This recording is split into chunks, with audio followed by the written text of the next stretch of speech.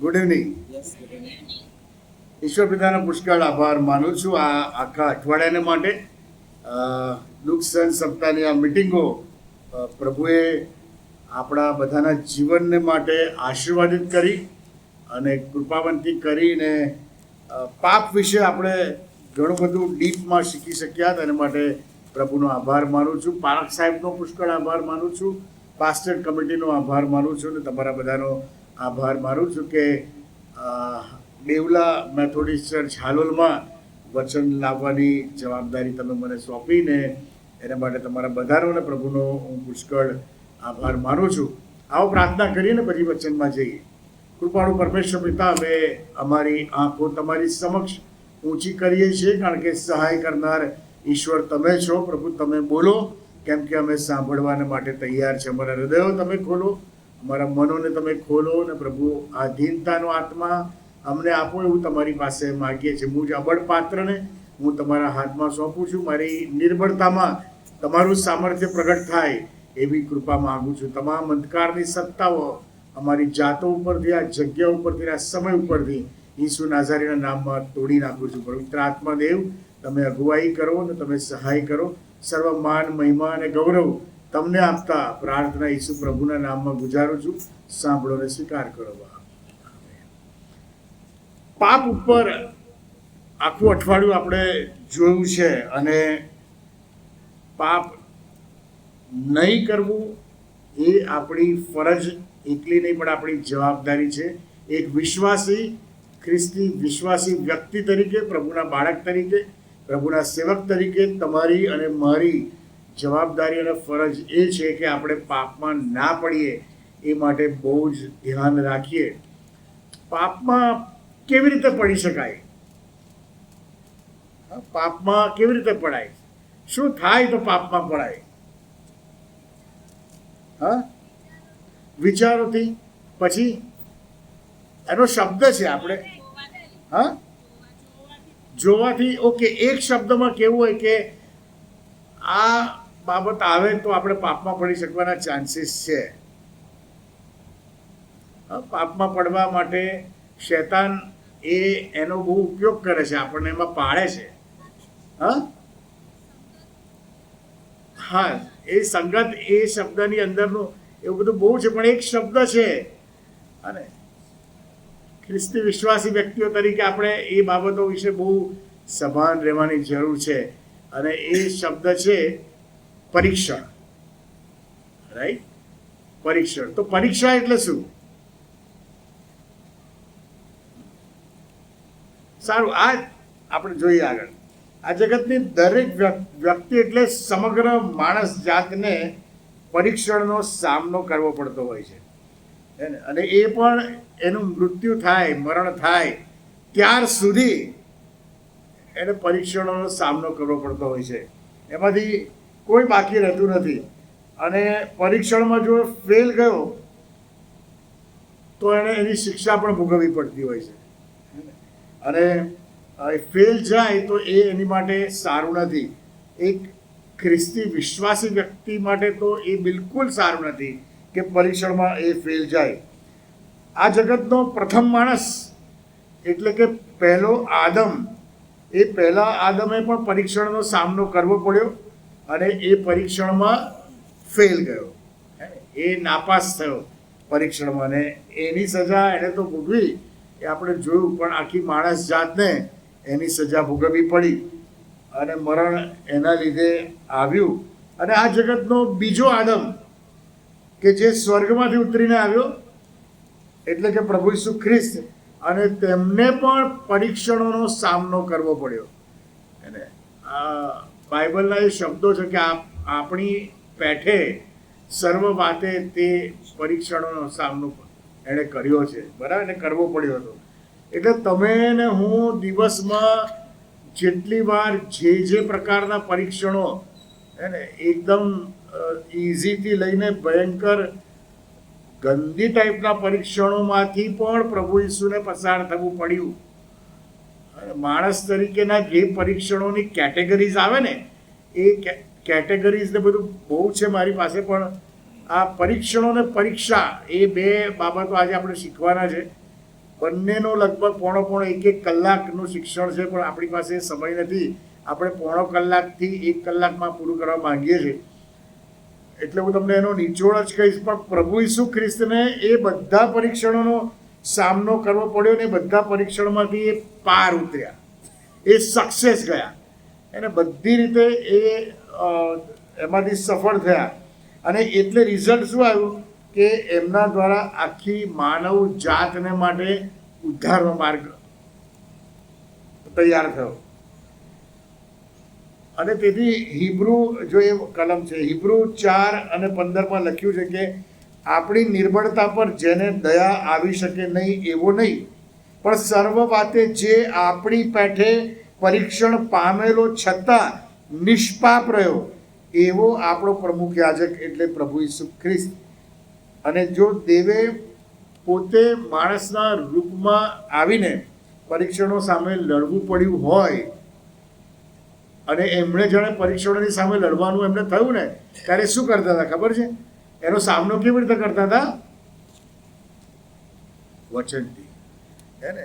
જ્યારે 40 રાત ને દિવસ એમણે ઉપવાસ કર્યા, અને પછી કહે છે કે ત્યાં લખ્યું છે કે એને ભૂખ લાગી, અને પછી કહે છે કે પરીક્ષણ કરનાર, હા, પરીક્ષણ કરનાર એ શબ્દો છે ને સાહેબ, શૈતાનની માટે. હે ને? પરીક્ષણ કરનાર એ આપણે જોઈશું, એની પેટર્ન જોઈશું કેવી રીતે પરીક્ષણ કરે. પરીક્ષણ કરનાર કે છે એની પાસે આવ્યો, અને પછી એણે કીધું કે એમ લખેલું છે, હે ને? પરીક્ષણ કરનાર પણ વચન બોલે છે, હે ને, કે એના દૂતો તને પકડી રહેશે ને આ ને. ત્યારે સામે પ્રભુ ઈસુ શું કરે કહે છે ખબર છે? એમ પણ લખેલું છે. એટલે પરીક્ષણની સામે જો પ્રભુ ઈસુ ખ્રિસ્તે વચનનો ઉપયોગ એમણે કર્યો હોય, તો તમે અને હું પરીક્ષણોની સામે ગાફેલ રહીએ, બેદરકાર રહીએ, નિષ્કાળજી ભરેલું આપણું વલણ હોય, તો બહુ મોટું નુકસાન થાય. આપણે પાપમાં પડી જઈએ, અને પછીથી પાપની અને શૈતાનની ગુલામી કરવી પડે. એ આપણે પાછલા દિવસોમાં જોઈ શક્યા છે, આપણે શીખ્યા છે. ને પ્રભુનું વચન આપણે જે શીખવાના છે એ આજે યાકૂબ 1:2-4 ને યાકૂબ 1:12-16 એ કલમો આપણે આગળ જોઈશું. પણ જે બાબત આજે આપણે જોવાના છે એ પરીક્ષણ અને પરીક્ષા વચ્ચેનો તફાવત, એ બાબતો આપણે જોવાના છે. પરીક્ષણો મોટા ભાગે શૈતાન તરફથી આવે છે. આ સમજો. આપણને ઈશ્વરના માર્ગમાંથી હટાવી દેવાના માટે, આપણા આત્મિક ધોરણથી, આત્મિક સ્તરથી આપણને નીચે પાડી દેવાના માટે જગીક બાબતો અને લાલચો અને પ્રલોભનો અને એવી બધી બાબતોમાં લોભમાં લાવી અને શૈતાન જગતની લાલસા અને જગતના વાનાઓ અને આપણી દેહની અને મનની દુર્વાસનાઓનો ઉપયોગ કરીને શૈતાન આપણને આપણી આત્મિક પરિસ્થિતિ ધોરણમાંથી નીચે પાડવાના ઉદ્દેશથી એ પરીક્ષણો લાવે છે. આપણને પાડી નાખવાના માટે. એનો ઉદ્દેશ એ આપણને ઈશ્વરના માર્ગમાંથી ખસાડી દેવાનો છે. એનો ઉદ્દેશ આપણને વિશ્વાસમાંથી ડગાવી દઈ રહેવાનો છે. અને એનો ઉદ્દેશ જે છે એ આપણા આત્મિક ધોરણથી નીચે પાડી દેવાનો છે. પરીક્ષા એ ઈશ્વર તરફથી હોય છે. ઈશ્વર ખોટી બાબતોથી તમારું ને મારું પરીક્ષણ નથી કરતો. એ પરીક્ષા કરે છે, એ ટેસ્ટ કરે છે, ટ્રાયલ્સ કરે છે, કસોટી કરે છે. અને એનો ઉદ્દેશ એ આપણને વિશ્વાસમાં મજબૂત કરવાનો હોય છે. પરીક્ષા આપણી માટે એટલા માટે આવે છે આપણી પર કે આપણે વિશ્વાસમાં મજબૂત થઈએ, આત્મામાં સામર્થ્યવાન થઈએ, આત્મિક ધોરણમાં અપ થઈએ, એને ઉપર આપણે જઈએ, ઈશ્વરની વધુ નજીક આવીએ, ઈશ્વરની આજ્ઞાઓમાં વધુ મજબૂત થઈએ. એ ઉદ્દેશથી આપણી પર પરીક્ષા પ્રભુ ઘણી વખત એના વિશ્વાસી સેવકો પર, એના બાળકો પર લાવતા હોય છે પરીક્ષા. અને એમાં ઈશ્વરનો પ્રેમ એ ચકાસતા હોય છે. આપણી ઈશ્વર પરનો પ્રેમ કેટલો છે, આપણી ધીરજ કેટલી છે, આપણી સહનશીલતા કેટલી છે, એ બધાનો માપદંડ એ પરીક્ષાથી, ટેસ્ટ અને ટ્રાયલથી ચકાસવામાં આવે છે. પરીક્ષણનો જે ઉદ્દેશ છે આપણને ફસાવવાનો છે, અને પરીક્ષાનો જે ઉદ્દેશ છે એ આપણને કસાવવાનો છે. પેલામાં ફસાઈ જઈએ છે ને આમાં કસાઈએ છે અને મજબૂત થઈએ છે, આત્મામાં કસાયેલા થઈએ છે. એક ઉદાહરણ તમને કહું. 2 કૂતરા છે, એનો એક માલિક છે, બંનેને એણે સરખી ટ્રેનિંગ આપી હતી, પણ એક કૂતરો વધારે તોફાની અને શું કહેવાય માલિકની આજ્ઞાઓ પ્રત્યે થોડો બેધ્યાન, અને બીજો જે કૂતરો છે એ બહુ ઓબિડિયન્સ છે અને માલિકની આજ્ઞાઓ પ્રત્યે હંમેશા એનું ધ્યાન રહે છે. આ 2 ટ્રેન્ડ કૂતરાઓ, અને એક વખત એ માલિક 2 પાંજરા મૂકે છે, કૂતરાઓને 4 દિવસથી ભૂખ્યા રાખે છે. 2 પાંજરા મૂકે છે, બંને પાંજરાની અંદર મીટ મૂકે છે, મટનનો લોફ મૂકે છે, અને પાંજરાના દરવાજા ખુલ્લા રાખે છે. એ પાંજરામાં એવી સિસ્ટમ છે કે અંદર એન્ટર થાય એટલે સટ દઈને દરવાજો બંધ થઈ જાય. હવે 2 કૂતરા બાંધેલા છે, 20 ફૂટ દૂર પાંજરા મૂકેલા છે, અને એ માલિક દરવાજા ખોલતા પહેલા એમના કૂતરાઓને એવી રીતે ટ્રેન કરેલા છે, એમને કહે છે કે હું કહું નહીં ત્યાર સુધી તમારે જવાનું નહીં. એની ભાષામાં, એની ટ્રેનિંગ કરેલી ભાષામાં એ કહે છે. પણ જેવા એમને છોડે છે એટલે પેલો જે તોફાની કૂતરો છે એ કશું જ જોયા વગર 4 દિવસનો ભૂખ્યો હતો, એને પેલું મટનનો લોફ દેખાય છે ફક્ત, એ એના માલિકની સામે જોયા વગર સીધો દોડે છે અને સીધો પાંજરામાં પેલું ખાવા માંડે છે. જેવો અંદર બેઠો એવું સખ્ત તેને દરવાજો બંધ થઈ ગયો. બીજો જે કૂતરો છે, જેવો એને છોડે છે, બેઉને સાથે છોડે છે, દરવાજા બંનેના ખુલ્લા છે, પણ જેવો એને છોડે છે બીજો કૂતરો ત્યાંથી હલતો નથી, પણ પોતાના માલિકના મોઢા સામે જોયા કરે છે.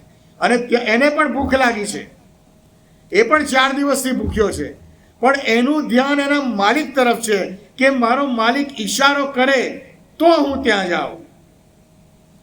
પેલો જે કૂતરો છે જેને મીટ ખાઈ લીધું, એને પરીક્ષણ આવ્યું, એની પરીક્ષા થઈ.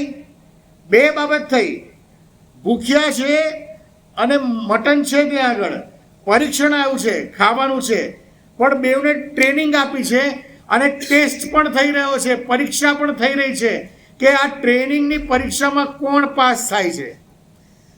પરીક્ષણમાં પેલો ફેલ થઈ ગયો,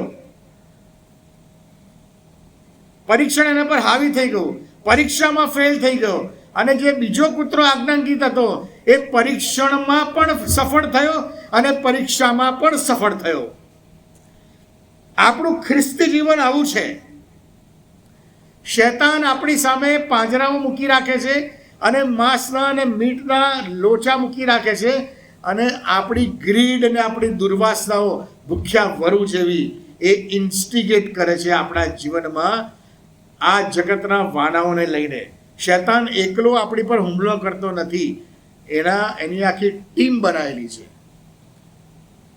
અને એ ટીમ દ્વારા એ ઉપયોગ કરે છે. અને એનો ગોલ, અલ્ટિમેટ ગોલ છે ને, ચાલો આપણે જોઈએ એની કઈ ટીમ છે કે જે પરીક્ષણ દ્વારા આપણને એ બધા સાથે મળીને અને એક ટીમ વર્ક છે, તમને ને મને પાડવા પ્રયત્ન કરે છે અને અલ્ટિમેટલી પછી આપણને ક્યાં લઈ જાય છે એ આપણે જોઈએ. ને એટલા માટે ખ્રિસ્તી વિશ્વાસી વ્યક્તિ તરીકે પાપની સામે લડવા માટે તમને પરીક્ષણ અને પરીક્ષા એ 2 વચ્ચેનો તફાવત ખબર હોવી જોઈએ. અને આ બંને વચ્ચે તમને જેને ટ્રેન કર્યા છે, હું વિશ્વાસીઓની વાત કરું છું, જેમણે પ્રભુ ઈસુ ખ્રિસ્તનો સ્વીકાર કર્યો છે, એમને પવિત્ર આત્મા દ્વારા આ વચનોથી એમને ટ્રેન કરવામાં આવ્યા છે કે શું ખાવું અને શું નહીં ખાવું, શું ખોટું છે અને શું ખરું છે, શું ભૂંડું છે અને શું ભલું છે. એ પૂરેપૂરી આપણને ટ્રેનિંગ આપવામાં આવી છે. અને સામે પાંજરાઓ મૂકેલા છે, મીટ મૂકેલું છે, ભૂખ્યા તરસ્યા છીએ આપણે, પણ દુશ્મન આપણને એમાં પાડવાને માટે, ફસાવાને માટે એની ટીમ લઈને તૈયાર છે. અને એ ટીમ છે લુકની લખેલી સુવાર્તામાં તેનો 1લો અધ્યાય અને 74 ને 75મી કલમ. જો આખું આ એક ષડયંત્ર છે કે આપણને પરીક્ષણમાં પાડીને ત્યાં શું કરવા માંગે છે ત્યાં આગળ. જો લુકની લખેલી સુવાર્તા તેનો પહેલો અધ્યાય અને 74મી કલમમાં આ પ્રમાણે કહે છે, એ માટે કે તે આપણે સારું એવું કરે. કોણ?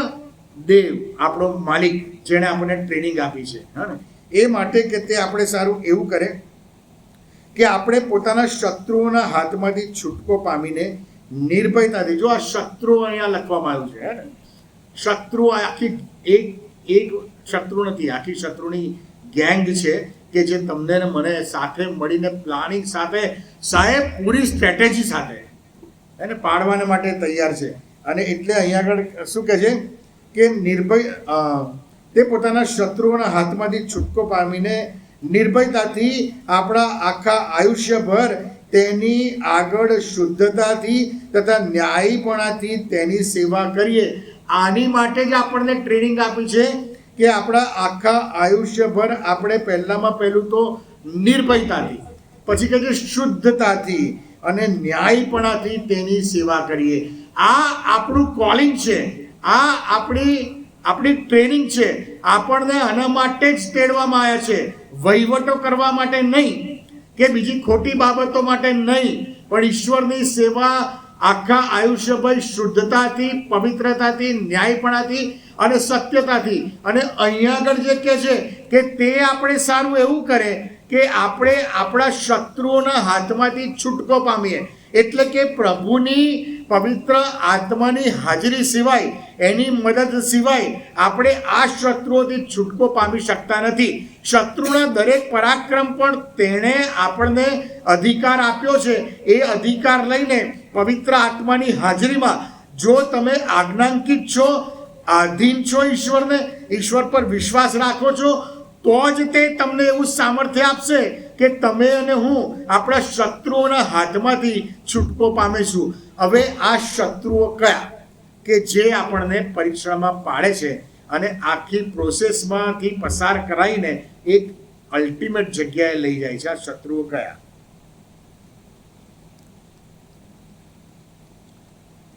ખ્રિસ્તી વિશ્વાસી વ્યક્તિઓ બોલો, તમે તમારા શત્રુને નહીં ઓળખો તો લડશો કેવી રીતે? કોની સાથે? શત્રુ જ આપણે નથી જાણતા તો પછી શત્રુને મિત્ર ગણી લઈશું અને પછી ખાણામાં જઈશું. આપણા શત્રુઓ કેટલા? હા, ઈર્ષ્યા, અદેખાઈ, ક્રોધ, એ તો પેલા પાંજરામાં રહેલી બાબતો છે. હા, બોલ્યું? કોણ બોલ્યું? હા, આ જોરથી બોલો, ગભરાવશો કેમ? પહેલો શત્રુ માસ્ટર માઇન્ડ, એને the man behind the racket. પહેલો શત્રુ શૈતાન. યાદ રાખજો, અને જો લખતા હોય તો લખજો. શૈતાન એ પહેલો શત્રુ છે, બરાબર. પછી બીજો શત્રુ, આપણી પાસે ટાઈમ નથી ને તો હું તમને આજે શત્રુઓ કહું છું ને, એ કલમો સાથે હું તમને સમજાવું. એક વાર સમય મળશે ત્યારે આપણે કહીશું, કારણ કે હજુ આપણે પરીક્ષાનું ડેફિનેશન ને બધું જોવાનું છે આગળ. પહેલો શત્રુ શૈતાન અને બીજો શત્રુ છે બાઇબલ. એવું કહે છે કે જે જગત પર પ્રેમ કરે છે તે દેવ પર વેર રાખે છે. એટલે બીજો શત્રુ શું, કોણ છે? જગત. ત્રીજો શત્રુ શું કહે છે? દેહ અને આત્મા પરસ્પર વિરુદ્ધ છે. ત્રીજો જે આપણો શત્રુ છે એ આપણો દેહ છે. ચોથો શત્રુ, પછી આ કેવી રીતે કામ કરે છે ને હું તમને સમજાવું. ચોથો શત્રુ એ પાપ છે. બાઇબલ કહે છે, શું કહે છે? પાપનો મુસારો મરણ. એટલે પાપથી મરણ આવ્યું. અને છેલ્લો શત્રુ કોણ? મરણ. પાંચમો શત્રુ મરણ. હવે આ 5 શત્રુ ભેગા થઈને શું કરે છે ખબર છે? પહેલો શત્રુ છે ને એ પરીક્ષણમાં તમને કેવી રીતે લાવશે ખબર છે? જગતના વાના બીજા શત્રુને તમારી આગળ પ્રેઝન્ટ કરશે. જોઈ લે આ બધું, હે ને? જગતની જાહો જલાલી, પૈસો, મફતના પૈસા મળશે અહીંયા આગળ. આ હોદ્દા પર તો તારે જોઈએ એટલા તું લૂંટી શકીશ. અને દેહ, તમારા ને મારા દેહમાં આદમનું પાપ વહ્યું છે, એટલે દેહની દુર્વાસના ઉત્પન્ન કરશે, ગ્રીડ ઉત્પન્ન કરશે. હવાને શું કર્યું હતું? ફળ બતાવ્યું. અને પછી કહે છે કે જોવામાં હવા એને કીધે કે તું નહીં મરે, અને પછી કહે છે જોવામાં સુંદર ને ખાવામાં ઈચ્છવા જોગ ને આ ને તે ને હે, અને પછી એને ફળ લઈને ખાધું, દેહને તૃપ્ત કર્યો. દેહને તૃપ્ત કર્યો, ફળ ખાધું એટલે શું થયું? શું થયું? પાપ થયું. એટલે ચોથા શત્રુના તાબામાં એ તમને લાયો. પરીક્ષણ ક્યાંથી આવ્યું? શૈતાનથી આવ્યું. શાનો ઉપયોગ કરીને પરીક્ષણમાં તમને પાડ્યા? શાનાથી લલચાયા? જગતના વાનાઓથી, ભૌતિક બાબતોથી. શાના દ્વારા તમને પાપમાં પાડવા પ્રયત્ન કર્યો? તમારા પોતાના દેહ દ્વારા, તમારી પોતાની માનસિકતા દ્વારા તમે પાપમાં પડો છો. અને પાપમાં પડો છો ત્યારે અનકન્ફેસ્ડ તમારા જે સીન છે, પાપનો મુસારો મરણ છે. એટલે શૈતાન તમને જગતના વાનાઓમાં ફસાઈને તમારા દેહ દ્વારા એ પાપ કરાઈને તમને મરણને સોંપશે. આને પરીક્ષણમાં શૈતાન તમને હરાવવામાં ફાવી ગયો, એ જીતી ગયો અને તમે હારી ગયા. પરીક્ષણનો ઉદ્દેશ આ છે. અને પરીક્ષણમાં જ્યારે એ તમને ને મને પાડે છે ત્યારે એકલો નથી હોતો, એ 5 જણ હોય છે. એ 5 જણ હોય છે. અને એટલે તમારે ને મારે પ્રભુના સેવક તરીકે, પ્રભુના બાળક તરીકે, એક વિશ્વાસી વ્યક્તિ તરીકે કેટલા બધા સાવચેત રહેવું પડે. અને એટલે અહીંયા આગળ કહે છે, શું કહે છે? હવે આ કલમ વાંચો, હવે તમને સમજણ પડશે. હવે શું કહે છે અહીંયા આગળ? એ માટે કે તે એટલે કે દેવ આપણે સારું એવું કરે કે આપણે પોતાના શત્રુઓના હાથમાંથી છૂટકો પામીને, એટલે શૈતાનના હાથમાંથી છૂટકો, જગતના હાથમાંથી છૂટકો, એટલે કે જગીક વાનાઓમાં આપણે ફસાઈએ નહીં. એની લોભ લાલચ, એ માંસના ટુકડાઓમાંથી આપણે ફસાઈએ નહીં. અને કહે છે કે જગતમાંથી છૂટકો, અને દેહની વાસનાઓમાંથી છૂટકો, દુર્વાસનાઓમાંથી છૂટકો, પાપની ગુલામીમાંથી છૂટકો, અને અંતે મરણમાંથી છૂટકો. આ 5 શત્રુઓમાંથી છૂટકો. આમાંથી જ્યારે આપણે છૂટી જઈએ, 5 શત્રુઓ આપણા જતા રહે, તો પછી આપણામાં શું આવે? શુદ્ધતા આવે, પવિત્રતા આવે, આત્મિક સામર્થ્ય આવે, આપણે અપલિફ્ટ થઈએ, ઈશ્વરની વધુ નજીક જઈએ. અને પછી અહીંયા આગળ શું કહે છે? જો હવે બહુ સરસ લખ્યું છે. એ માટે કે તે આપણે સારું એવું કરે કે આપણે પોતાના શત્રુઓના હાથમાંથી છૂટકો પામીને નિર્ભયતાથી આપણા આખા આયુષ્યભર, એવું નથી કે હું દેવળમાં આવું ત્યાર સુધી જ, કે હું બાઇબલ વાંચવા બેસું ત્યાર સુધી જ, પછી અહીંથી જઈને મારે દેવળમાં જઈને જે કરવું હોય તે, કે પછી હું કોન્ફરન્સમાં અધિકારી તરીકે બેઠો હોય ને ત્યારે પણ મારે આ જ મારા જીવનની અંદર શુદ્ધતા, પવિત્રતા, સત્યતા અને ન્યાયપણું, હું MTI ને બટલર પોલિટેકનિકની ખુરશી પર ડાયરેક્ટરની સીટ પર બેઠો હોય ને ત્યારે પણ મારામાં આ જ શુદ્ધતા, આ જ પવિત્રતા, આ જ સત્યતા અને આ જ ન્યાયપણું હોવું જોઈએ. કારણ કે 5 શત્રુઓ બેઠા છે મને ફસાવવાને માટે.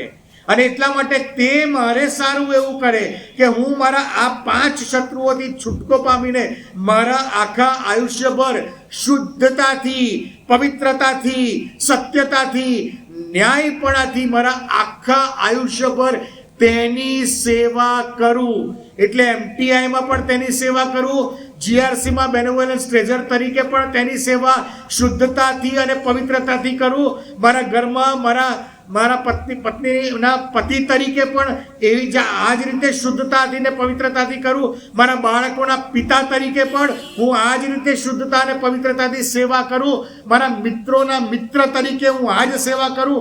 મંડળીના સભ્ય તરીકે પણ મંડળીમાં હું આ જ શુદ્ધતાથી, આ જ પવિત્રતાથી, આ જ સત્યતાથી ને આ જ ન્યાયપણાથી સેવા કરું.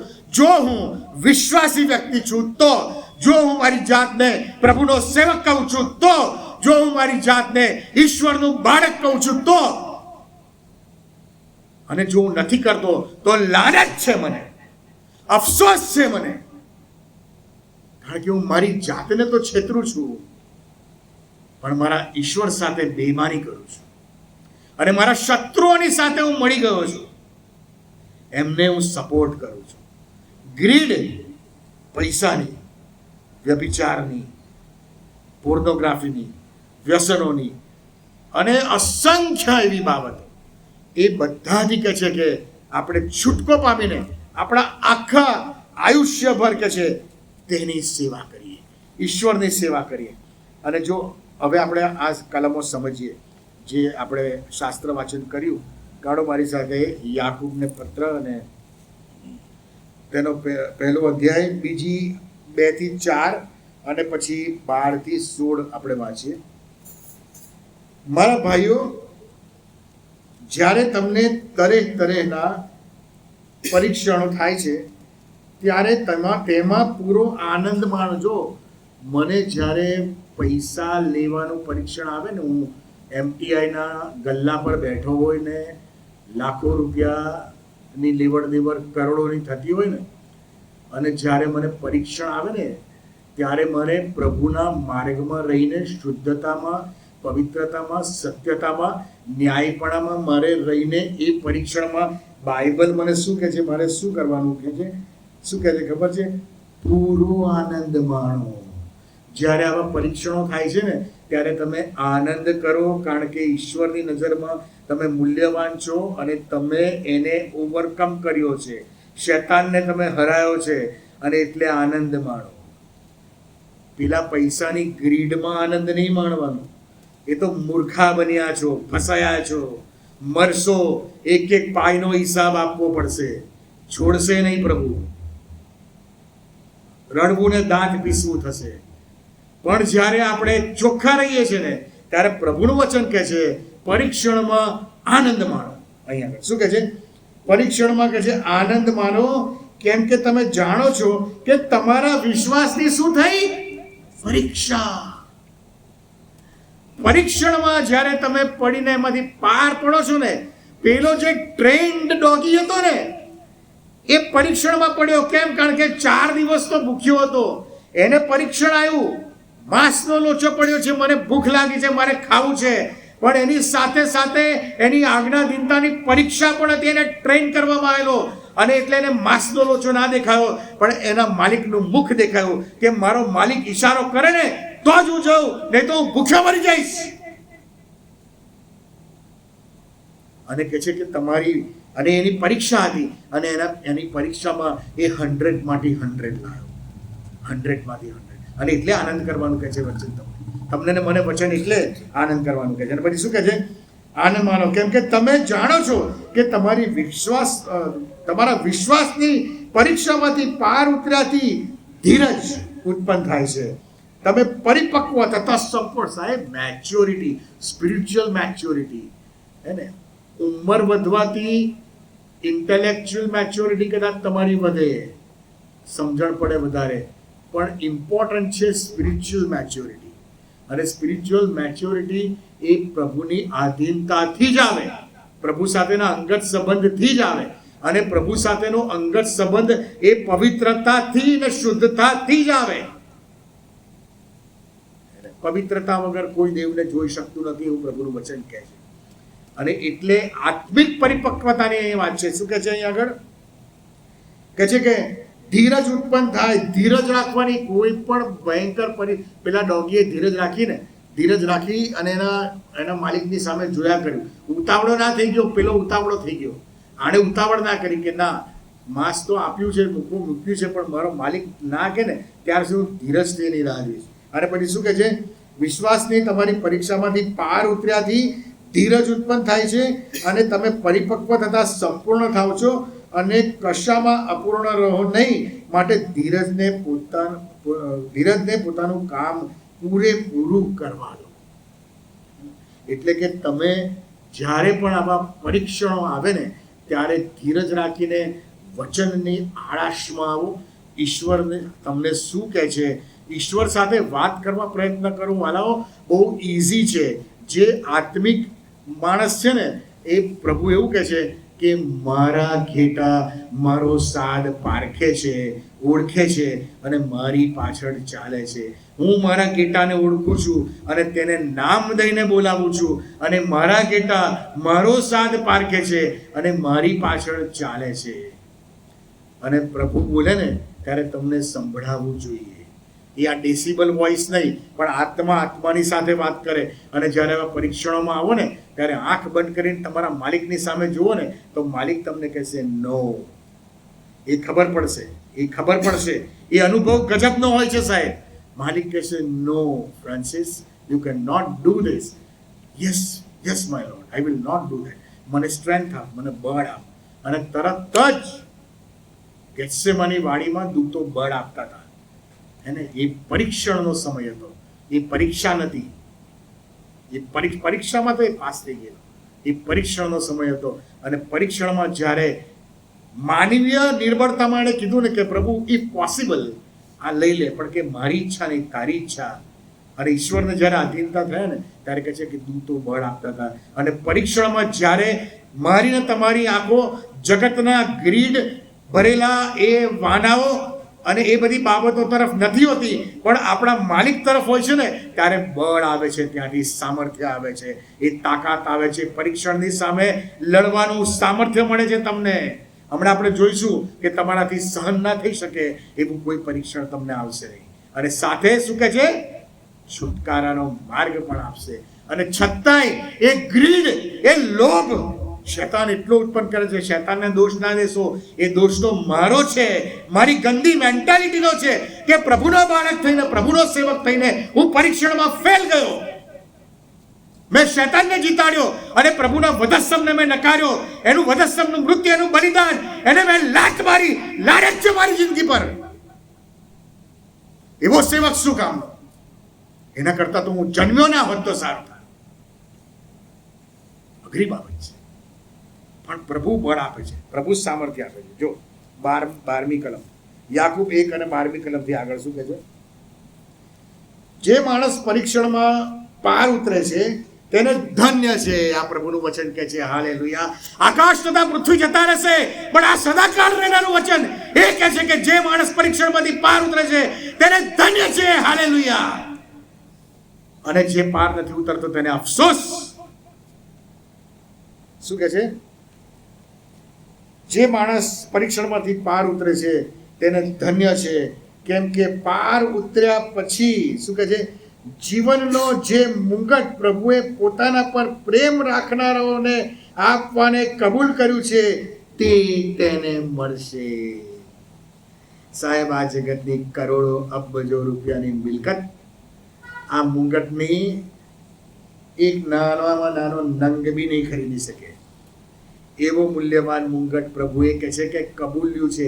જે એના પર પ્રેમ રાખે છે એને માટે એ અવિનાશી મુંગટ આપવાનું સર્વશક્તિમાન ઈશ્વર, અનંતકાળ ને સદાકાળ રહેનારો, જે આલ્ફા ને ઓમેગા, જે શું કહેવાય, શરૂઆત ને અંત, જેના હાથમાં છે. અને જે વ્યક્તિને, જે ઈશ્વરને કશું જ અશક્ય નથી, એ ઈશ્વરે કબૂલ કરે છે કે જે મારા પર પ્રેમ રાખે છે. અને ઈશ્વર પર પ્રેમ રાખવો એટલે શું ખબર છે? યોહાનની લખેલી સુવાર્તા 14મો અધ્યાય 15મી કલમ, 21મી કલમ ને 23મી કલમમાં સ્પષ્ટપણે લખ્યું છે કે જે મારી આજ્ઞા પાળે છે એ મારા પર પ્રેમ રાખે છે. હજુ પેલા કૂતરાને એના માલિકે ઈશારો કર્યો નથી, હજુ આજ્ઞા આપી નથી એને કે તું જઈને ખા. એને ના પાડી છે, હમણાં ના જતો. અને એટલે કહે છે કે જે મારી આજ્ઞા પાડે છે એ મારા પર પ્રેમ કરે છે. અને જે મારા પર પ્રેમ કરે છે એની માટે કહે છે કે મૂલ્યવાન એવો આકાશી મુંગટ, સદા સર્વકાળ ટકનાર, એવું તેને આપવાને એ સર્વશક્તિમાન ઈશ્વરે કબૂલ કર્યું છે. અબજો રૂપિયાની આ જગત, આ દુનિયા આખી વેચી દો સાહેબ. એની ધન દોલતને, જે દોલત આવશે ને એ આ જે મળવાનું છે ને એની સામે ધૂળ બરાબર છે. અને આપણે આ જગતની દોલતને માટે પેલો અવિનાશી મુંગટને ધૂળ કરી નાખે. અરે અફસોસ છે તમારી જિંદગીને, શું છે? જો એવો સેવક છું હું તો. અને પછી આગળ શું કહે છે? જીવનનો જે મુંગટ પોતાના પર પ્રેમ રાખનારાને આપવાને કબૂલ કર્યું છે તે તેને મળશે. કોઈનું પરીક્ષણ થયું હોય તો દેવે મારું પરીક્ષણ કર્યું છે એમ તેણે ન કહેવું, કેમ કે દુષ્ટતાથી દેવનું પરીક્ષણ થતું નથી. દેવ કોઈને ખોટી બાબતમાં, તમને મોબાઈલની અંદર પોર્નોગ્રાફી બતાવીને પ્રભુ તમારું પરીક્ષણ નથી કરતો કે લાય આની આગળ પોર્નોગ્રાફી લાવું, કે આની આગળ હું સુંદર સ્ત્રી લાવું કે જે એને ઓફર કરે અને એની સાથે પાપમાં પડે છે કે નહીં હું જોઉં. પ્રભુ આવી ગંદી બાબતોથી તમારું પરીક્ષણ, અહીંયા બાઇબલનું વચન એવું કહે છે કે દેવ તમારું પરીક્ષણ કરતો જ નથી. અને પરીક્ષણમાં પાડતો જ નથી. પરીક્ષણ તો શૈતાન કરે છે તમને તમારા લેવલમાંથી ડાઉન કરવાને માટે, તમને ઈશ્વરથી દૂર લઈ જવાને માટે, તમને પાપમાં પાડી દેવાને માટે, તમને ફસાવાને માટે, તમને મરણને સોંપી દેવાને માટે પરીક્ષણ શૈતાન કરે છે. ઈશ્વર તો તમારી પરીક્ષા કરે છે, એ ટેસ્ટ કરે છે. અને પછી આગળ શું કહે છે? પરીક્ષણમાં તો પછી આપણે કેવી રીતે પાપમાં પડીએ છીએ એવી આખો પ્રોસેસ બતાવે છે અહીં આગળ. અને પછી શું કહે છે? દુષ્ટતાથી દેવનું પરીક્ષણ થતું નથી અને તે કોઈને પરીક્ષણમાં નાખતો પણ નથી, પણ દરેક માણસ પોતાની દુર્વાસનાથી ખેંચાઈને તથા લલચાઈને પરીક્ષણમાં પડે છે. આ દુર્વાસનાઓ શૈતાન જગતનો ઉપયોગ કરીને મારા દેહમાં ઉત્પન્ન કરે છે અને પછીથી પાપ ગર્ભ ધારણ કરી અને મોત નિપજાવે છે. આ 5 જણની ટીમ છે, અહીંયા આગળ એ જ લખ્યું છે. અને પછી શું કહે છે? પણ દરેક માણસ પોતાના દુર્વાસનામાં ખેંચાઈને તથા લલચાઈને પરીક્ષણમાં પડે છે, પછી દુર્વાસના ગર્ભ ધરીને પાપને જન્મ આપે છે અને પાપ પરિપક્વ થઈને મોતને ઉપજાવે છે. મારા વાલા વિશ્વાસી ભાઈઓ, પ્રભુના સેવકો, પ્રભુના બાળકો, તમે છેતરાતા નહીં. પૈસો મહત્વનો નથી સાહેબ, હોદ્દા મહત્વના નથી, સત્તા મહત્વની નથી. હોદ્દા અને સત્તાને માટે એ જે કાળા કામ ને ગંદુ રાજકારણ એ મહત્વનું નથી. ઈશ્વરની નજરમાં તમે એક ઈમાનદાર, સાચો અને વિશ્વાસુ ચાકર અને દાસ જો ઠરશો ને તો આ જગતનું જેટલું ધન છે ને એનાથી કરોડો ગણું ધન, આત્મિક અને સ્વર્ગીય ધન ઈશ્વરે તમારી માટે ઉપર રાખી મૂક્યું છે. આ તો 70-80 વર્ષની જિંદગી છે, પેલી અનંતકાળની જિંદગી છે. આ જરી કમથા ધન દોલતને માટે અનંતકાળના જિંદગીને કેમ હોળમાં મૂકી દઈએ છીએ આપણે? અહીંયાથી કશું નથી લઈ જવાનું, બધું અહીંયા જ મૂકીને જવાનું છે. ભલે ભલા સિકંદરો આવીને ગયા, એ કાણી પૈસી લઈને નથી ગઈ. હું ને તમારે મારી ઓકાત તો શું? કોઈ ઓકાત નથી. અને એટલા માટે પરીક્ષણ એનાથી આપણે બહુ ચેતવાનું છે. પરીક્ષા બાબતે થોડી બાબતો આપણે જોઈએ. પરીક્ષા એટલે શું? અને પરીક્ષા ઈશ્વર લાવે છે. અને એટલા માટે જ્યારે ઘણી વખત આપણને તકલીફો પડે ને, મુશ્કેલીઓ પડે ને, ત્યારે એવા ઉદ્ગારો નહીં કરવાના કે આ પ્રભુ કેમ મારી પરીક્ષા કરે છે, કેમ મારી પર આવું થાય છે, કેમ ફલાણું થાય, મને જ કેમ આવું થાય છે, મને. અરે બાઇબલ તો સ્પષ્ટપણે કહે છે કે જે તેની વાત માને છે, જે ઈસુની પાછળ ચાલે છે, એની પર તો દુઃખો આવવાના જ છે. પ્રભુ એવું નથી કીધું કે આ જગતમાં તમને ગાડી બંગલા અને સુખ સંપત્તિ છે. પ્રભુ એવું કીધું છે કે આ જગતમાં તમને સંકટ છે, પણ હિંમત રાખો, જગતને મેં જીત્યું છે. એટલે પરીક્ષણોમાંથી પડવું પડશે. પરીક્ષાઓ થાય ને ત્યારે પ્રભુને ધન્યવાદ આપો, કારણ કે પરીક્ષા છે ને પ્રભુ જેને પોતાના ગણે છે ને એની જ પરીક્ષા લે છે. અયુબ ગજબનો ન્યાયી માણસ હતો કે જે આખા જગતમાં એના જેવો કોઈ નહોતું. એ આપણે જોવાના છે આગળ આપણે. અને પરીક્ષા એ તમારા ને મારા વિશ્વાસ, પ્રેમ અને આધીનતાની કસોટી છે, જેમાંથી પાર ઉતરીને એ આપણો આત્મા મજબૂત થાય છે. પરીક્ષા દ્વારા ઈશ્વર આપણને તેની વધુ નજીક લાવે છે. અને હમણાં આપણે વાંચ્યું યાકૂબ 1:3-4 કે તમે જાણો છો કે વિશ્વાસની પરીક્ષામાંથી પાર ઉતર્યાથી ધીરજ ઉત્પન્ન થાય છે. ને બધી બાબતો આપણે જોઈ. પરીક્ષા કેમ આવે છે એના થોડા કારણો આપણે જોઈએ. પહેલી જે બાબત છે, પરીક્ષા આવવા પાછળનો જે ઉદ્દેશ છે, એનો પહેલો જે ઉદ્દેશ છે એ તો મને દોરવાને માટે, ટુ ડાયરેક્ટ મી, ઈશ્વરના માર્ગમાં ચલાવવાને માટે. આપણે કહીએ છીએ ને કે યહોવા મારો પાળક છે, તેથી મને કશી ખોટ પડશે નહીં. પછી શું? પછી તે લીલા બીડમાં, અને પછી શું કરે છે? મને દોરી જાય છે. એ આપણને ડાયરેક્ટ કરે છે, એ આપણને દોરે છે. એ દોરવાને માટે પરીક્ષા આવે છે. 1 પિતર 4 અધ્યાય અને 12-14 કલમમાં આ પ્રમાણે કહે છે, વાલાઓ, તમારી કસોટી કરવાને સારું તમારી પર જે અગ્નિરૂપી દુઃખ, અગ્નિરૂપી દુઃખ વેઠ્યા છે. જો આપણે અગ્નિરૂપી દુઃખ એટલે શું કહેવાય? બાઇબલ એવું કહે છે કે જે મારો શિષ્ય છે, જે પ્રભુનું બાળક છે, એની પર અગ્નિરૂપી દુઃખ આવી શકે છે. અને પછી શું કહે છે? મારી સાથે વાંચો, આગળના વાંચતા. વાલાઓ, તમારી કસોટી કરવાને સારું તમારા પર જે રૂપી દુઃખ આવે છે તેમાં જાણે તમને કંઈ નવું થયું હોય એમ સમજીને આશ્ચર્ય ના પામો. જો તમે પ્રભુના બાળક છો, સેવક છો, શિષ્ય છો, તો આવા દુઃખ તો આવશે જ. અને મારી જોડે કેમ આવું થયું એવું બધું ના કહો. પ્રભુ કે આશ્ચર્ય ના પામો, એ તો થવાનું જ છે. મજબૂત યોદ્ધા થઈને રહો. અને પછી કહે છે, પણ એને બદલે ખ્રિસ્તના દુઃખોના તમે ભાગીદાર છો, એને લીધે હરખાઓ, કે જેથી તેનો મહિમા પ્રગટ થાય ત્યારે તમે પણ બહુ ઉલ્લાસથી આનંદ કરો. પ્રભુ ન્યાયી હતા ને, ઈસુ ખ્રિસ્તો એકય પાપ નહોતું કર્યું, અને તોય એને વધસ્તંભ પર ખિલ્લા મારી મારીને, અસંખ્ય કોરડાઓ મારી મારીને બરડો ચીરી નાખેલો, કાંટા માથામાં પેસાડી દીધેલા, લાફા માર્યા હતા ને થૂંક્યા હતા. અહીંયા જરીક ચમકલું થયું ને, આપણે બધા ઊંચા થઈ ગયેલા. નહીં તો કેટલો માર્યો એને. તો આટલું જ્યારે દુઃખ આવે છે આપણી પર, તો કેમ હલી જવાનું?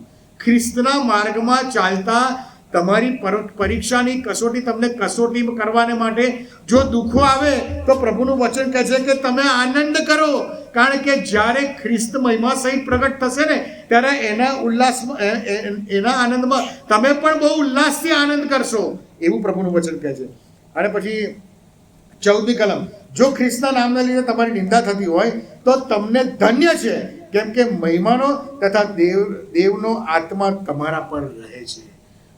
અ સ્પિરિટ ઓફ ગ્લોરી. ઈશ્વરના લીધે જે સહન કરીને મજબૂત રહે છે ને, ભલે લોકો, કારણ કે બીજા લોકો બી એવા છે કે જે પ્રભુમાં નથી, અને પ્રભુના લીધે જેને સહન કરવું પડે છે ને, એની ઠઠ્ઠા કરે છે. એટલે બહુ ભગત થઈ ફરતી હતી, આવ્યું ને તારા માથે, તું ઈશ્વરની આટલી ભક્તિ કરે છે તો કેમ તારા માથે આવું? કેમ તારે પૈસા નથી મળતા? કેમ તારા ઘરમાં તંગી છે? કેમ તારે બીમારી આવી? કેમ તારા છોકરા સેટલ નથી? કેમ આવું થયું? કેમ થયું? એટલે એ બધા માટે પ્રભુની ભક્તિ કરવાની આપણું માઇન્ડસેટ જ ખોટું છે કે ઈશ્વરની ભક્તિ કરે એટલે બધું સારું થઈ જાય. ના, બાઇબલ સ્પષ્ટપણે કહે છે કે જે એની આજ્ઞા માને છે ને, એની પર તો મુશ્કેલો આવશે, પરીક્ષણો આવશે, તકલીફો આવશે જ. અને એટલા માટે કે તમને નવું થયું હોય કંઈ, એવું તમે આશ્ચર્ય ના પામો કે છે. એટલે તમને ડાયરેક્ટ કરવાને માટે, ઈશ્વરના માર્ગમાં તમને ચલાવવાને માટે પરીક્ષા આવે છે. બીજી બાબત, તમને કરેક્ટ કરવાને માટે, તમને સુધારવાને માટે. ઘણી વખત આપણે એક વિશ્વાસી વ્યક્તિ તરીકે ઘણી વખત આપણા નોર્મલ બે ધારું જીવન, આપણે વિશ્વાસી તો છીએ, અમુક પ્રસંગોમાં અમુક જગ્યાએ આપણે બહુ જ સારા વિશ્વાસી બનીને રહીએ છીએ, પણ અમુક એવી માઇનસ પોઈન્ટ દરેકના જીવનની અંદર માઇનસ બાબતો છે, માઇનસ પોઈન્ટ્સ છે. અને એવી માઇનસ પોઈન્ટ્સની અંદર આપણે અવિશ્વાસી થઈ જઈએ છીએ, આપણે મુશ્કેલ અને ભૂલ કરી બેસીએ છીએ. અને એટલા માટે પ્રભુનું વચન એ આપણને એવું કહે છે કે તમને સુધારવાને માટે, તમને રાઈટ ટ્રેક પર લાવવાને માટે તમારી પર પરીક્ષા આવે છે, તમારી પરીક્ષા કરવામાં આવે છે. અને ગીતશાસ્ત્ર 119 અને 67, ગીતશાસ્ત્ર 119 અને 67 એવું કહે છે, દુઃખી થયા પહેલા હું આડે રસ્તે ગયો હતો, પણ હમણાં હું તારું વચન પાડું છું. દુઃખી થયો એટલે કે પરીક્ષા આવી, એની પર કઈ તકલીફ આવી, એના પહેલા એ આડે રસ્તે, દાઉદ રાજા લખે, હું આડે રસ્તે ગયો હતો, પણ પછી કહે છે કે દુઃખી થવું એના પહેલા કહે છે, દુઃખી થવું એના પહેલા હું આડે રસ્તે ગયો હતો, પણ હમણાં હું તારું વચન પાડું છું. એટલે ઈશ્વરે એના દુઃખી કરીને, એની પરીક્ષા કરીને, એને ટેસ્ટ કરીને, ટ્રાયલ્સ કરીને એને સીધા રસ્તે લાવ્યા, એને સાચા માર્ગે લાવ્યા. ગીતશાસ્ત્ર 119 ને 71, હું દુઃખી થયો હતો, એ મને ગુણકારક થઈ પડ્યું છે, કેમ કે હું તારા વિધિઓ શીખ્યો. આ પ્રભુનું વચન કહે છે કે મારી પરીક્ષા થઈ, મારી પર મુશ્કેલીઓ આવી, મારી પર દુઃખો આવ્યા, એ મારી માટે that was benefited to me, એ મારી માટે સારું હતું. કેમ? તો કહે છે કે હું તારા વિધિઓ શીખ્યો, હું તારું વચન શીખ્યો, એમાં વધારે મજબૂત થયો. યુનાને નિનવે જવાનું કીધેલું, તાર્સીસમાં જતો રહ્યો, પછી દરિયામાં નાખી દીધો, માછલીના પેટમાં એને નાખી દીધો, પ્રોબ્લેમમાં આવ્યો, અને પછી અંદર બેઠા બેઠા એને પસ્તાવો થયો, પછી એને બહાર કાઢી નાખ્યો, પછી એ નિનવે ગયો ત્યાં. એટલે ઘણીવાર તમને રાઈટ ટ્રેક પર લાવવાને માટે પરીક્ષા, કસોટીઓ થતી હોય છે. ઘણીવાર તમને કોઈ મોટા દુઃખમાંથી બચાવવાના માટે, કોઈક મોટી આફતમાંથી બચાવવાના માટે, તમને પ્રોટેક્ટ કરવાના માટે, તમારું રક્ષણ કરવાના માટે ઘણીવાર મુશ્કેલીઓ આવતી હોય છે, ઘણીવાર પરીક્ષા થતી હોય છે. યુસફની વાત આપણે જાણીએ છીએ અને યુસફને જો કદાચ આ બધું ના થયું તો એના ભાઈઓએ જ કદાચ એને મારી નાખ્યો, એને ખાડામાં નાખી દીધો અને પછી ગુલામ તરીકે એને વેચવામાં આવ્યો અને કેદખાનામાં નાખ્યો. પણ એ બધી બાબતની અંદર એ દેવને વિશ્વાસુ રહ્યો, એના વિશ્વાસની પરીક્ષા થઈ ગજબની. અને બધામાં એ બધી કપરી પરિસ્થિતિઓમાં એને રાજા બનાવ્યો ને, એને કારભારી, મુખ્ય કારભારી બનાવ્યો ને, ત્યાં પણ એ એના હોદ્દામાં અને એના સત્તામાં, એના મદમાં છકી ના ગયો. એને પ્રાઇમ મિનિસ્ટર બનાવ્યો ને તો બી એ છકી ના ગયો. આપણને તો જરાક હોદ્દો મળે છે, આપણે છકી જઈએ છીએ. ની મંજે કોણ મારા જેવાના, બેસ ભાઈ શાંતિ રાખ, 2 પૈસા નહીં આવે તારા. ઈશ્વર પર વિશ્વાસ રાખવાનો. આપણને પ્રોટેક્ટ કરવાનો. કોઈ મોટી તકલીફો, યુસફને મોટી તકલીફોમાંથી બચાવવાના માટે ઉત્પત્તિ 50 અને 20માં એ યુસફ તેના ભાઈઓને કહે છે, તમે તો મારું ભૂંડું કરવા ચાહ્યું હતું, પણ દેવે તેમાં ભલું કરવાનું ધાર્યું. એને મને પ્રોટેક્ટ કર્યો, મને તમે કેટલો બધો હેરાન કર્યો, પણ દેવનો ઉદ્દેશ કંઈક જુદો હતો કે જેમ આજે થયું છે તેમ તે ઘણા લોકોના જાન બચાવે. બીજાઓને પ્રોટેક્ટ, એના કુટુંબને પ્રોટેક્ટ કરવાને માટે, એના ગામને પ્રોટેક્ટ કરવાના માટે યુસફને પરીક્ષામાંથી પસાર થવું પડ્યું. એ જ બાબતો આપણે દાનિયેલના જીવનમાં જોઈએ છીએ. રાજાનું ફળ નહીં ખાવું, એનો ખોરાક નહીં ખાવું, સિંહોના બીડમાં નાખી દીધો. સિંહોના બીડમાં બી પડવું પડ્યું. એટલી હદ સુધીની પરીક્ષા. સાદ્રાક, મેશાક ને અબેદનગો, એટલી હદ સુધીની પરીક્ષા. અંદર પડ્યા એટલે સુધી શું બોલ્યા ખબર છે કે મારો દેવ બચાવશે, અને મારો જે દેવ જો નહીં બચાવે ને તોય ચિંતા નહીં. એવો અડગ વિશ્વાસ સાહેબ. એટલી હદ સુધી ઈશ્વર પોતાના બાળકોની પરીક્ષા કરે છે. સિંહોના બીડમાં એને પડવા દીધો. દાનિયેલે એવું ના કીધું, અલા પ્રભુ આટલું બધું કર્યું ને તોય સિંહોના બીડમાં. અરે તમારો ને મારો ઈશ્વર તો એટલો સક્ષમ છે કે સિંહોના બીડમાં તમને પડશો ને તોય સિંહોના મોં બંધ કરી દેશે. અગ્નિ, ભયંકર અગ્નિ કે જેમાં નાખવા પહેલા જે નાખનારા ગયા ને એ બહાર બળી મળ્યા, પણ કહે છે કે એમનો વાળ એમના કપડામાંથી બળવાની વાસ બી નથી આવતી અને એમને બચાયા. એ પરીક્ષા એટલી હદની પરીક્ષા મેં કે તમે હજુ સુધી બેઠી નથી અને કાયર થઈ ગયા છે આપણે. પ્રભુ કેમ મારી પર આવવા દે. અરે જેટલી પરીક્ષામાંથી પાર થશો ને એટલા મજબૂત થશો, એટલા પરિપક્વ થશો, એટલા સામર્થ્યવાન થશો. અને પછી જે બીજી વાત છે એ મને પરફેક્ટ કરવાને માટે, મને સંપૂર્ણ કરવાને માટે. પેલી સુધારવાની વાત હતી, સુધાર્યા પછી હવે મારે પરફેક્ટ થવાનું છે. ઈશ્વરની નજરની અંદર એક સંપૂર્ણ સેવક થવાનું છે. ઈશ્વરને ગમે તેવો માણસ મારે બનવાનું છે. પ્રભુના માર્ગમાં ચાલવા જ્યારે હું પ્રયત્ન કરું છું, તેની આધીનતામાં ચાલવા પ્રયત્ન કરું છું, ત્યારે મારે સંપૂર્ણતાની પાયરી સુધી મારે પહોંચવાનું છે. એટલા માટે પરીક્ષા કરવામાં આવે છે. પહેલો પિત્તર 2 અધ્યાય 19-21. પહેલો પિત્તર 2 અધ્યાય 19-21. કેમ કે જો કોઈ માણસ દેવ તરફના ભક્તિભાવના લીધે અન્યાય વેઠીને દુઃખ સહન કરે છે તો તે દેવની નજરમાં પ્રશંસા પાત્ર છે. જ્યારે તમે અને હું દેવના લીધે દુઃખ સહન કરીએ છીએ ત્યારે માણસોની નજરમાં ભલે ના થઈએ પણ દેવની નજરમાં પ્રશંસા પાત્ર છે. કેમ કે જ્યારે પાપ કરવાને લીધે તમે માર ખાઓ છો ત્યારે જો તમે સહન કરો છો તો તેમાં પ્રશંસા પાત્ર શું છે? કોઈ ચોર પકડાઈ જાય અથવા તો કોઈ ખોટું કામ કરીને પકડાઈ જાય ને પછી એની ધોલાઈ કરવામાં આવે તો હી ડિઝર્વ ઇટ. એમાં કશું ખોટું નથી થયું, એને ખોટું કર્યું ને એટલે એને પડી, બરાબર. પણ અહીંયા આગળ કહે છે પણ સારું કરવાના લીધે જ્યારે તમે દુઃખ ભોગવો છો ત્યારે જો તમે સહન કરો છો તો દેવની નજરમાં પ્રશંસા પાત્ર છે. તમે એવી જગ્યાએ બેઠા છો, એવા હોદ્દા પર બેઠા છો કે તમારી પાસે બહુ ઓપ્શન છે. તમારે ભૂંડું કરીને તમારે પોતે ફ્લરિશ થવું હોય ને, તમે તમારી આબાદારી મેળવવી હોય ને એ તમે મેળવો, એ તમે મેળવી શકો એવા તમે કેપેબલ છો, પણ એ નથી કરતા અને તમે ઈમાનદાર રહો છો અને આખી સિસ્ટમ બગડેલી છે, આખી સિસ્ટમમાં ભ્રષ્ટાચાર ફેલાયેલો છે અને તમે એ હોદ્દા પરથી, કારણ કે તમે ઈમાનદાર છો, પ્રભુમાં છો અને તમે એ ખોટા કામ નથી કરતા અને એટલે તમને એ હોદ્દા પરથી કાઢી મૂકવામાં આવે છે, ઉતારી દેવામાં આવે છે, ત્યારે કે છે તમે દુઃખી ના થાવ. મારા લીધે તમે સહન કરો છો ત્યારે કહે છે કે ભલે પેલા લોકો તમને કાઢી મૂકે પણ અહીંયા આગળ શું કહે છે? પણ કહે છે કે તમે દેવની નજરમાં પ્રશંસા પાત્ર છો. હાલેલુયા. દેવની નજરમાં પ્રશંસા પાત્ર થવું એના જેવું મોટું ઉત્તમ વસ્તુ આ જગતમાં બીજું કશું જ નથી.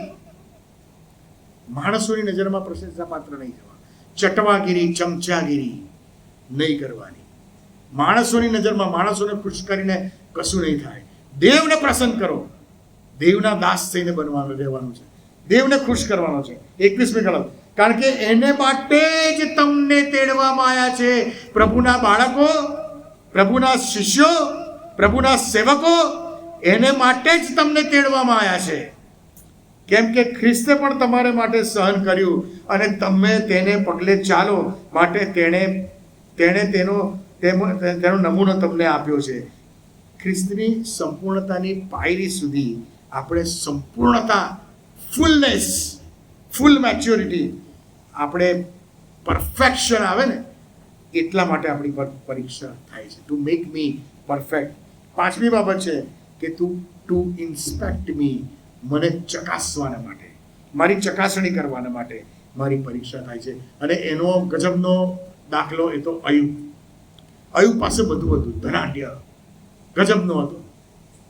શેતાન ગયો અને દેવે પૂછ્યું, તે જોયો એને અયુબને, તો કહે છે પણ તું ચોગરદમ રક્ષણ કરે છે તો ક્યાંથી કરું? એટલે જ્યારે તમે ન્યાયી જીવન જીવો છો ને તો બાઇબલ એવું કહે છે કે ઈશ્વર તમારું ચોગરદમ રક્ષણ કરે છે. ત્યારે ઈશ્વરે એને પરમિશન આપી. ઈશ્વરની પરમિશન વગર તમને કશું થઈ શકે નહીં. ઈશ્વરને પરમિશન આપી. શું કીધું કે જા, જે કરવું એ કર, પણ એના આત્માને ના અડકતો. અને પછી આપણે જાણીએ છીએ શું થયું. એક દિવસ થયો તો કે છોકરા મરી ગયા, એક દિવસ થયો તો કે છે કે ઘેટા બકરા મરી ગયા, એક દિવસ થયો તો કે બધા પ્રાણીઓ બધાય મરી ગયા, એક દિવસ થયો તો કે ઘર બહાર બધું લૂંટાઈ ગયું, અને પાછો બીજો દિવસ થયો તો માથાના કાલકાથી લઈને પગના તળિયા સુધી 1 સેન્ટીમીટર બાકી ના રહે એવા ગુમડાવાર રોગો એને ફૂટી નીકળ્યા. આટલી ભયંકર એના વિશ્વાસની પરીક્ષા. આ પૂરું હતું તો એનું બૈરુય અને એના મિત્રોય શું કહે છે, અલા આ શું માથાથી રોજ ઉઠીને કહે છે, તારા દેવને કહે છે કે શ્રાપ આપને મરી જા, કહે છે. તારે શું બોલે છે ખબર? દેવે આપ્યું, દેવે લઈ લીધું, દેવના નામને મહિમા. પ્રભુને એને શ્રાપ ના આપ્યો. એણે આ બધા પરીક્ષણોની અંદર પ્રભુને શ્રાપ ના આપ્યો અને પછી એને ગજબના આશીર્વાદો મળે. એટલે ઘણીવાર ટુ ટેસ્ટ મી, આપણને પરીક્ષા, આપણા વિશ્વાસની પરીક્ષા. 1 પિતર 1 અધ્યાય 6થી અને 7મી કલમમાં આ પ્રમાણે લખ્યું છે, જોકે હમણાં થોડી જ વાર સુધી અગત્યના કારણથી એટલે કસોટીથી તમારી પરીક્ષા કરવા માટે નાના પ્રકારના પરીક્ષણો થયાથી તમે દુઃખી થયા છો. તમને મુશ્કેલીઓ આવે, પૈસાની તંગી, બીમારીઓ આવે, પ્રશ્નો આવે, ઘરમાં બી પ્રશ્નો થાય. બાળકો, આપણે ઈશ્વરના બાળકો, ઈશ્વરના શિષ્યો, સેવકોના ઘરમાં પ્રશ્નો, મુશ્કેલીઓ, ચિંતાઓ હોય છે. એનો અર્થ એવો નથી કે એમણે કંઈ ખોટા કામ કર્યા છે. એનો અર્થ એવો પણ થઈ શકે છે કે પ્રભુ એની પરીક્ષા, એના વિશ્વાસની પરીક્ષા કરી રહ્યો છે. અને જ્યારે પ્રભુ તમારી ને મારી પરીક્ષા કરે ને ત્યારે પ્રભુનું વચન કહે છે કે તમે આનંદો, તમે ખુશ થાઓ, કારણ કે તમે દેવના વિશ્વાસુ વ્યક્તિ છો. અને એટલે જે વિશ્વાસુ વ્યક્તિ નથી ને એનો તો પ્રભુ જવાબ દે છે કે મૂળના તો આ જ કરે છે, એની પરીક્ષાની દેવ એને ઇમ્પોર્ટન્સ નથી આપતો. અને એટલા માટે આગળ શું કહે છે, જેથી તમારા 7મી કલમ, જેથી તમારા વિશ્વાસની પરીક્ષા જે અગ્નિથી પરખાયેલા નાશવંત સોના કરતા પણ બહુ મૂલ્યવાન છે. આપણી પરીક્ષા થાય ને ત્યારે એ સોના, ગોલ્ડનો રેટ અત્યારે ગઈકાલે 98,000 રૂપિયા, 10 ગ્રામનો, 1 તોલાનો, એના કરતાં પણ કે છે મૂલ્યવાન છે. કરોડો રૂપિયા કરતાં પણ મૂલ્યવાન છે. અને પછી કે છે મૂલ્યવાન છે તે ઈસુ ખ્રિસ્તના પ્રગટ થવાની વેળાએ સ્તુતિ, માન તથા મહિમાને યોગ્ય થાય. પ્રભુ કહેશે, વાહ મારા વિશ્વાસુ તારા સારા ચાકર, આવો. એ મેળવવાનું છે, એ મેળવવાનું. પ્રભુ તમારા અને મારા વિશ્વાસની ઉપરની એના ઉપરના પ્રેમની કસોટી, આપણી આધીનતાની કસોટી, આપણા ધીરજની કસોટી, આપણા સહનશીલતાની પરીક્ષા એ કરે છે. એ તમને કાં તો દોરવાને માટે હોય, એટલે કે તમને ડાયરેક્ટ કરવાને માટે હોય, તમને સુધારવાને માટે હોય, અથવા તો તમારું રક્ષણ કરવાને માટે હોય, અથવા તો તમને પરફેક્ટ કરવાને, સંપૂર્ણતાની પાયરીએ લઈ જવાને માટે હોય, અથવા તો તમને ચકાસવાને માટે હોય. અને આજે એટલા માટે આપણે નિર્ણય કરીએ કે હું કદી પણ તકલીફો, મુશ્કેલીઓ, પ્રશ્નો, ચિંતાઓ આવશે ને ત્યારે હું પ્રભુને સવાલ નહીં કરું કે પ્રભુ કેમ મારી સાથે આવું થયું. પ્રભુને કહેવાનું કે પ્રભુ તારો આત્મા મારી પાસેથી લઈને આવેલો. વાલાઓ, એક પ્રભુના સેવક તરીકે, એક પ્રભુના બાળક તરીકે, પ્રભુના શિષ્ય તરીકે ખોટા કામો કરીને જો હું તમારી આગળ તો પ્રભુનો સેવક છું, પણ મારી પાસેથી જો પ્રભુનો આત્મા જતો રહ્યો હોય ને તો હું તમારી આગળ ભલે પ્રભુનો સેવક રહ્યો, હું છેતરપિંડી કરું છું. પ્રભુનો આત્મા મારી સાથે નથી. અને જે સૌથી મૂલ્યવાન વસ્તુ છે ને આ જગતમાં, એ તો ખ્રિસ્તી વિશ્વાસી વ્યક્તિ માટે એક જ બાબત છે કે દેવનો આત્મા તમારી સાથે હોય. અને જ્યારે આવ્યા પ્રશ્નો અને ચિંતાઓ આવે ને તો કહેવાનું કે પ્રભુ, કારણ કે પાઉલને પ્રોબ્લેમ થયો ને ત્યારે શું કીધેલું કે તારે વાસ્તે મારી કૃપા બસ છે. પ્રભુ તારી કૃપા ના લઈ લેતો, તારો આત્મા મારી પાસેથી ના લઈ લેતો, અને મુશ્કેલીઓ તમને ઈઝી પડી જશે ત્યાં આગળ. હું મારી જાતને આજે ચકાસું કે હું આજે ક્યાં છું. પરીક્ષણોમાં હું ક્યાં છું. હું પેલા જંગલી કૂતરા બરાબર છું કે હું મારા માલિકને વફાદાર છું.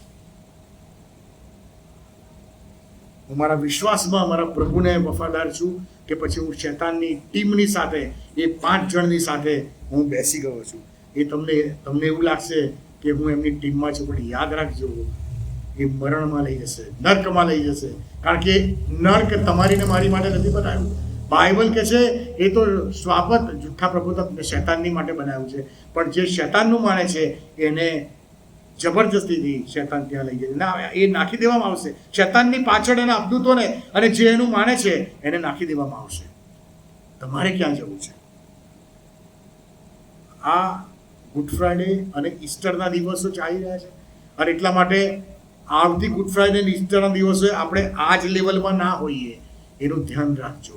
આપણે પરિપક્વ થઈએ, મેચ્યોર થઈએ, આત્મામાં સામર્થ્યવાન અને બળવાન થઈએ, પરીક્ષણોની સામે લડીએ અને વિજયવંત ખ્રિસ્તી વિશ્વાસી વ્યક્તિ બનીએ, પરીક્ષામાં સફળ થઈએ અને દેવે આપણી માટે સ્વર્ગીય મુંગટ રાખી મૂક્યો છે એના વારસાના ભાગીદાર બનીએ. પ્રભુ આ સમજવા માટે તમને મને સહાય અને મદદ કરે. Thank you very much. God bless you.